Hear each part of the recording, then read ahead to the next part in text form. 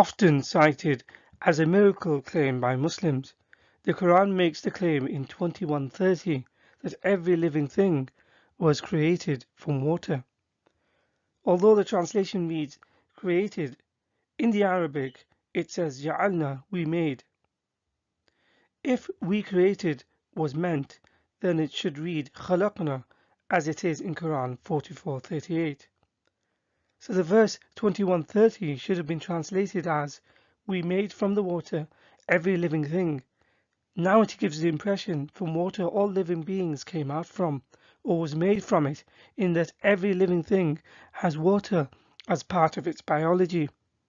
As will be shown shortly, the claim that every living thing is from water or made from it is not the first time such a claim was ever made, nor is it completely scientifically accurate, because it has yet to be proven that every living thing is made from or has some constituent amounts of water or is dependent upon it for its survival.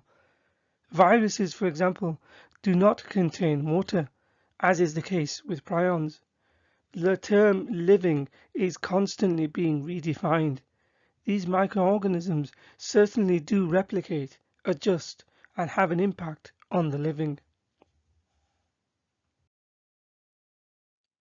The Quranic claim of life originating from water is not unique. Empedocles, over 2,400 years ago, said all substances in some form are made of four essential elements: air, fire, water, and earth. Before him, Thales described water as the essence of all living matter, the principal factor in nature's creation. Anaximander also said that all living beings originated from water.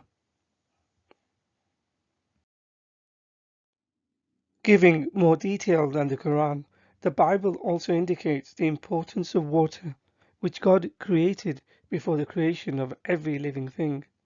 Water was there at the very beginning of God's creation, which was to become essential to all life later. In Genesis 1:2, it starts by saying the Spirit of God was moving over the surface of the waters. And in Genesis 1:7, so God made the expanse and separated the water under the expanse from the water above it. It goes on to say in verse 20, and God said, let the water teem with living creatures. And in verse 26, God creates man so he has dominion over all other creatures, whether in the sea, land, or air.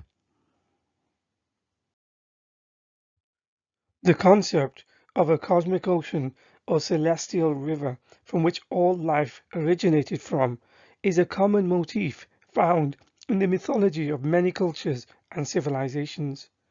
While creation myths exhibit variation and often echo the prevailing psychology of their respective peoples, the critical motif of life and its connection to water remains relatively common to a range of broadly dispersed ancient cultures, from Mexico and Peru to Egypt and Sumeria. For further study on the subject, consider reading this book called The Oxford Companion to World Mythology by David Leeming, Professor of English and Comparative Literature, and is one of the world's most authorities on the subject of world mythologies. In ancient creation texts, the primordial waters are often represented as originally having filled the entire universe, being the first source of the gods' cosmos, with the act of creation corresponding to the establishment of an inhabitable space separate from the enveloping waters. The Egyptians referred to this watery chaos of pre-creation as Nu, a state of unlimited potential out of which the first primeval mound of solid earth would eventually arise. For the Babylonians, as inscribed on the 7 tablets recounting the Babylonian creation myth, or the Enuma Elish, one of them is pictured here. In it, it recounts how nothing existed in the beginning of creation. So Apsu and Tiamat, the masculine and feminine personifications of the chaotic and formless primordial waters, formed all life from the water. Within Hindu creation narratives, it also describes a primordial sea from which all life originated.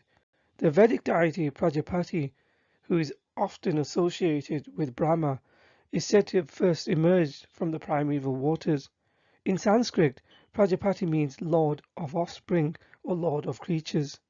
In the Rig Veda, in a creation story, it alludes to his own creation from the primal waters, that after undergoing ascetic practices, Prajapati produces the universe and all its beings from water.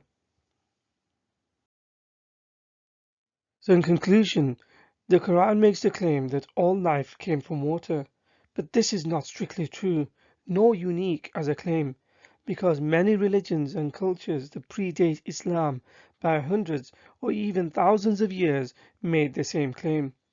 This is because almost without exception, mythological and folkloric traditions around the ancient world were concerned with the matter of water in relation to earth creation. Islam, via the information contained in the Quran, did not bring anything new on this issue. It simply regurgitated information already known to people before it. If the Quranic verse is used as a miracle claim and proof of Islam's divine origins, then the other cultures, religions, and their associated scholars and sages should be granted the same divine privileges.